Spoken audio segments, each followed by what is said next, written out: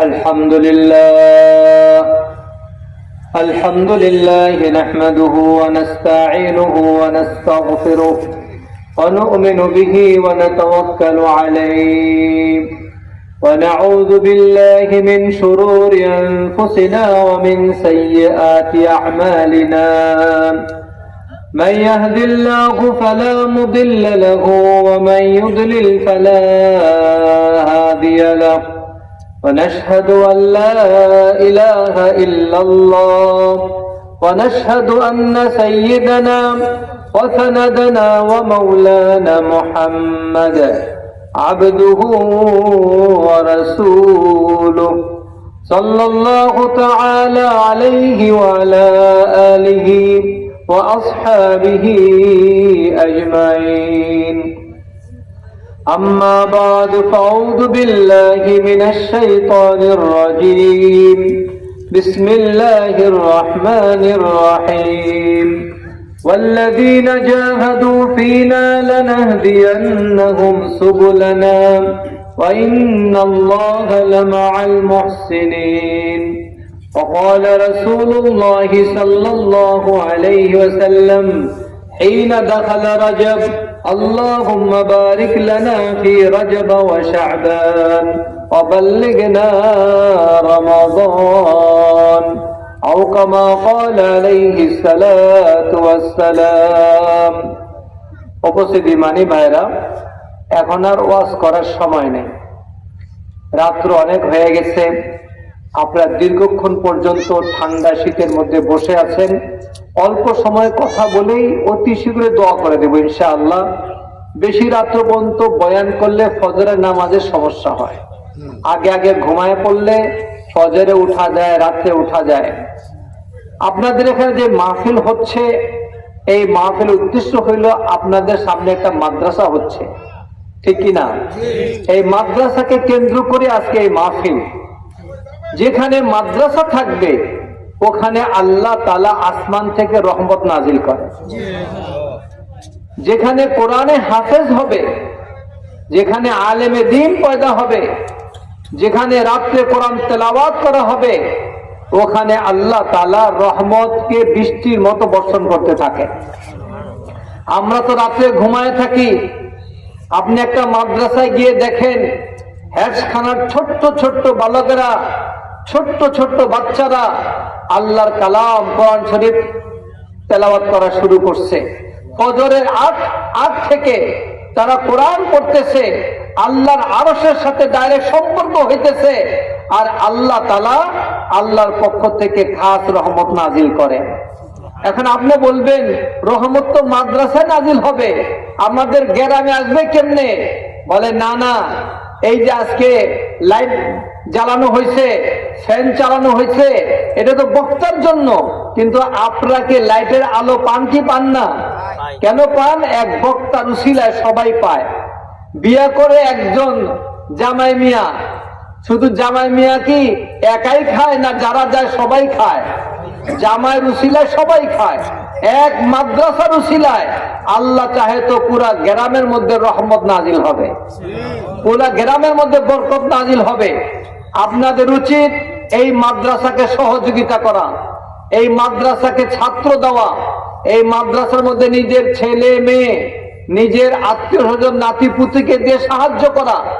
আপনাদের ইমানি দায়িত্ব হবে এই মাদ্রাসার মধ্যে আর্থিক সহযোগিতা করা। তাহলে কি হবে? আমার নামও আল্লাহর লিস্টির মধ্যে দাখিল হয়ে যাবে।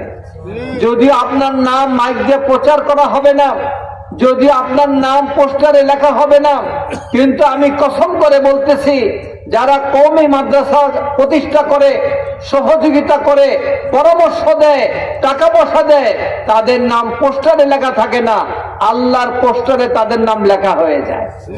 কিয়ামতের ময়দানে পোস্টার পেশ করা হবে, কিয়ামতের ময়দানে দেখা হবে। এই জন্য আপনাদের এখানে যে প্রতিষ্ঠান কায়েম করা হচ্ছে, যে মুরব্বীরা কায়েম করতেছে, তাদেরকে সৎ পরামর্শ দিবেন, তাদেরকে আপনারা সহযোগিতা করবেন, তাহলে আপনিও প্রতিষ্ঠানের প্রতিষ্ঠাতা হিসাবে কবুল হয়ে যাবেন। দেখেন একটা ন্যাক আমলের কত দাম। একটা ছোট্ট ঘটনা বলে আমি এখনই দোয়া করে দিচ্ছি, আপনাদেরকে শীতের মধ্যে কষ্ট দেব না।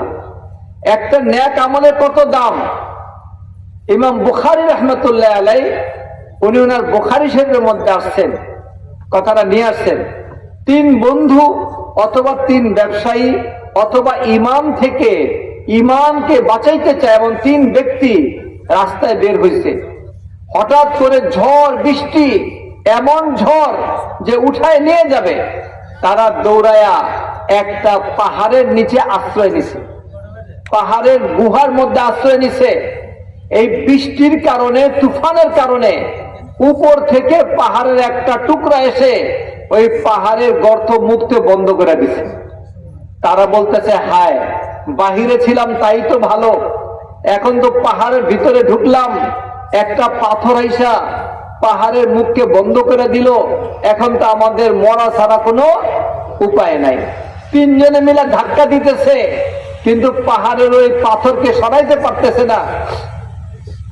এখন তাদের দম বন্ধ হয়ে যাচ্ছে, অন্ধকার হয়ে গেছে। 3 জনের মধ্যে যিনি মুরব্বী ছিলেন উনি বললেন, রাখো, ভয় পাওয়ার কিছু নাই, পুরা দুনিয়ার মানুষ আমাদেরকে দেখতেছে না, কিন্তু আসমান থেকে আল্লাহ আমাদেরকে দেখতেছে। ভাই, আল্লাহ দেখেন কি দেখেন না? জোরে বলেন, দেখেন কি দেখেন না? অবশ্যই দেখেন। তো কি করতে হবে? বলে, যদি জীবনে কোনো নেক আমল করে থাকো, ওই নেক আমলের উসিলায় আল্লাহর কাছে দোয়া করো, আল্লাহ তাআলা ওই নেক আমলের উসিলায় এই পাহাড়ের মুখ থেকে পাথরকে সরায় দিবে। তো একজনে হাত তুলছে, আয় আল্লাহ, আমি জমিদার ছিলাম, অনেক লোক দিয়ে কাজ করাইতাম। একদিন এক ব্যক্তি কাজ করতে আসলো, তা আমি বললাম, তোমাকে 1 টুকরি খেজুর দিব, এই 1 টুকরি খেজুরের বিনিময়ে তুমি সারাদিন কাজ করবে? সে বলে, হ্যাঁ করব।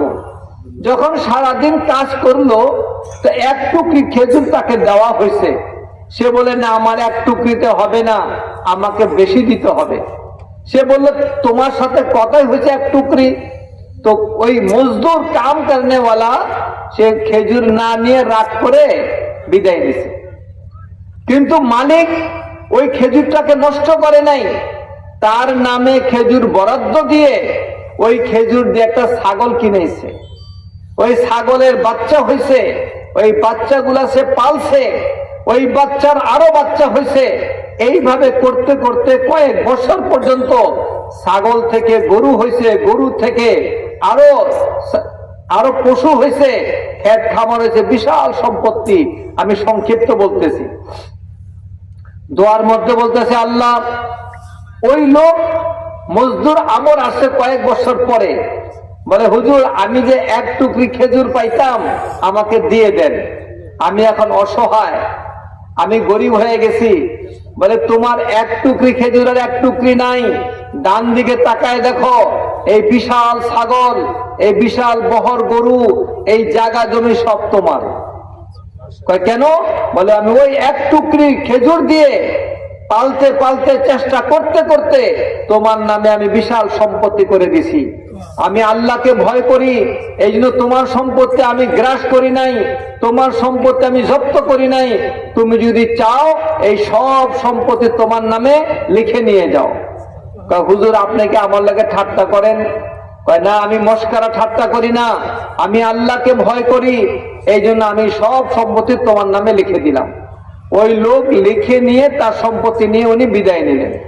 এখন দোয়া করে, আল্লাহ, এই কাজটা যদি তুমি কবুল করে থাকো, এই কাজটা যদি তোমার কাছে পছন্দ হয়, আমাদের এই পাহাড়ের মুখ থেকে পাথরটাকে একটু সরায় দাও। এখনো দোয়া শেষ হয় নাই, এখনো হাত নামায় নাই, আল্লাহ তাআলা পাথরটাকে সরায় দিছে। এতটুক সরাইছে, এখন আলো বাতাস আসে, কিন্তু হাত বের করা যায় না, কোন লোক বের হইতে পারবে না। দ্বিতীয় লোক বলতেছে, আমার একটা নেক আমল আছে।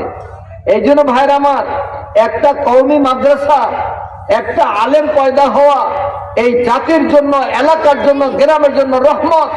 যদি আমার সহযোগিতা করা আল্লাহ কবুল করে ফেলে, হইতে পারে এইটা আমার নাজাতের কারণ হয়ে যেতে পারে কি পারে না? জোরে বলেন না, পারে। দ্বিতীয় ব্যক্তি বললেন, আয় আল্লাহ, আমার একটা নেক আমল আছে। এটা বলে আমি শেষ করে দিচ্ছি। কি নেক আমল? বলে, আমি রাখাল ছিলাম। আল্লাহ দোয়ার মধ্যে বলতেছে, আমি গরু নিয়ে মাঠে যেতাম, দুধ দোহাইতাম। এই দুধ দোহন করে প্রতিদিন আমি আমার মা বাবাকে পান করাইতাম। আমি নিজেও পান করতাম না, বাচ্চাদেরকেও না, বিবিকেও না।